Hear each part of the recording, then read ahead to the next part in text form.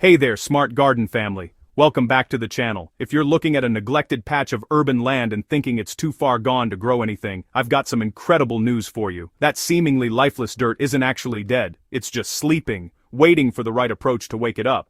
Today we're exploring how to transform abandoned urban plots into thriving food gardens using methods that work with nature, not against it. Let's get started and unlock the hidden potential right beneath your feet. The Urban Soil Challenge. More than just dirt.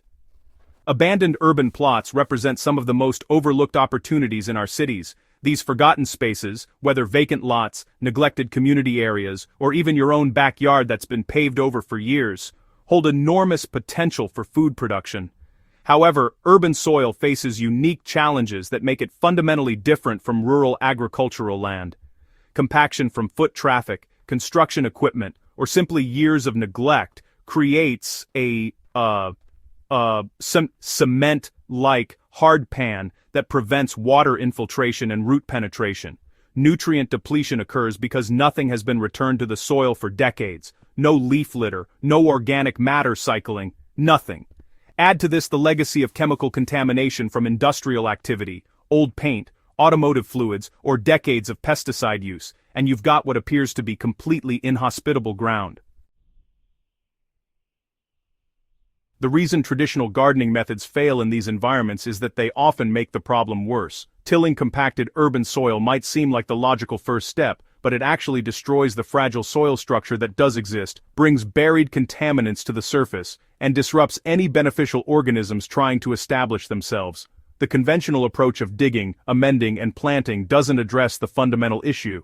Urban soil needs to be rebuilt from scratch, and that requires patience and the right strategy. Resurrecting the foundation, no-till and biomimicry. The cornerstone of reviving dead urban soil is the no-till approach, which works by building soil upward rather than disturbing what's below. When you avoid tilling, you protect the soil structure and allow beneficial organisms to establish vertical pathways through the soil profile. Earthworms, beetles, and microorganisms create channels that improve drainage and aeration far more effectively than any mechanical intervention. This approach also prevents the exposure of buried contaminants and preserves any existing beneficial microbial networks. So, sheet mulching, sometimes called lasagna gardening because of its layered approach, actually mimics how forest floors naturally build soil. You start with a weed-suppressing layer of cardboard or thick newspaper laid directly on the ground. Make sure to overlap all the edges and wet it thoroughly. This biodegradable barrier blocks light, but still lets water and air pass through. After that, you add alternating layers of carbon-rich browns and nitrogen-rich greens. Browns could be dried leaves, shredded cardboard, straw, or wood chips. Basically, anything that was once a plant and is dried out. Greens provide nitrogen, and that means things like fresh grass clippings, kitchen scraps, coffee grounds, or even aged manure. The real magic happens where these layers meet, as moisture moves through the pile and microorganisms start colonizing the organic matter. Fungi send their thread-like hyphae through the layers, while bacteria break down the simpler compounds. This is how you get the soil food web, a complex community of organisms that transforms raw organic material into nutrient-rich humus. Fungi are especially important, since they can break down tough stuff like wood and help create stable soil aggregates that resist compaction. All this biological activity generates heat, which speeds up decomposition and creates an environment where plant roots can really thrive. Now, let's talk about the secret ingredients, organic amendments for rapid revival. While the lasagna method gives you the structure, it's these specific amendments that really supercharge the process. High-quality finished compost is absolutely essential. It brings billions of beneficial microorganisms, along with nutrients that plants can use right away. But not all compost is the same. Look for material that's dark, crumbly, and smells earthy, not like ammonia or anything rotten. Municipal compost can be great, but make sure it's been properly hot composted to kill off pathogens and weed seeds. Be generous with it. Incorporate plenty throughout your layers, especially in the top section where you'll be planting first. Worm castings really deserve some special attention since they're one of the most concentrated biological amendments out there. Vermicompost doesn't just bring nutrients, it delivers beneficial bacteria, enzymes, and plant growth hormones that can dramatically improve plant health. Even just a thin layer scattered through your beds or worked into planting holes can make a measurable difference.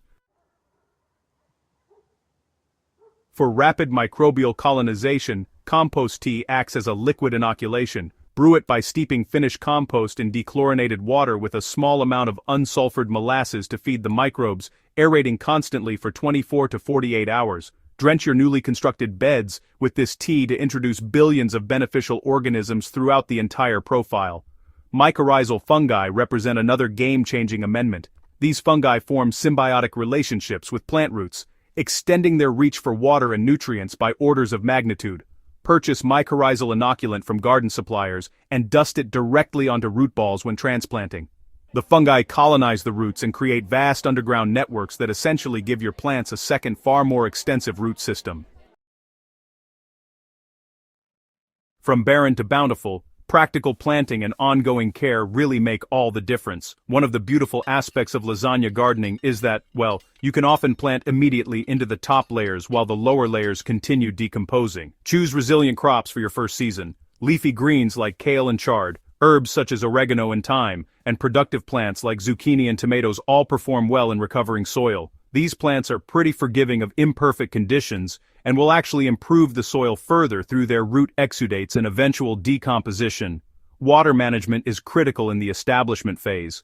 Your layered bed will initially be quite absorbent but may dry out faster than established garden soil. Water deeply but less frequently to encourage deep root growth rather than shallow, frequent watering that keeps roots near the surface. Installing drip irrigation or soaker hoses conserves water while delivering it directly to the root zone. Always maintain a thick organic mulch layer on the soil surface. This regulates temperature, conserves moisture, suppresses weeds, and slowly decomposes to feed the soil continuously. Think seasonally about maintaining and building soil health. After your first harvest, don't leave beds bare. Plant cover crops like clover, vetch, or winter rye that protect the soil, add nitrogen, and provide organic matter when cut and left as mulch. Practice succession planting so something is always growing and feeding the soil biology. As winter approaches in cold climates, mulch heavily to protect the soil organisms and prevent erosion. This continuous cycle of growth, harvest, and replenishment keeps the biological engine running and progressively improves your soil year after year. Revived urban plots become more than personal gardens, they transform into community assets. Share your surplus with neighbors, invite others to learn your methods, or coordinate with local organizations to tackle larger abandoned spaces collectively. Urban agriculture addresses food security by providing fresh produce in neighborhoods, often classified as food deserts. It increases local biodiversity by creating habitat for pollinators and beneficial insects. Perhaps most importantly, it builds community resilience by fostering connections between neighbors and creating shared spaces that enhance quality of life. Maintaining soil vitality long-term requires ongoing attention but becomes easier as the system matures. Continue adding organic matter annually, rotate crop families to prevent pest and disease buildup, and observe how your soil improves. You'll notice it becomes darker, crumbles more easily, and supports increasingly vigorous plant growth. Consider expanding your efforts to adjacent neglected areas or mentoring others who want to start their own plots. This creates a multiplier effect where one revived plot inspires another, gradually greening entire neighborhoods and demonstrating that abundance can grow anywhere with the right approach. If this guide has inspired you to resurrect your own patch of urban soil, make sure to subscribe to Smart Garden so you don't miss future episodes where we'll continue exploring innovative, sustainable growing methods. Share this video with anyone who's ever looked at a barren, urban space and wondered what was possible. Together we're proving that no soil is truly dead. It just needs the right gardener to bring it back to life. Now get out there and start building.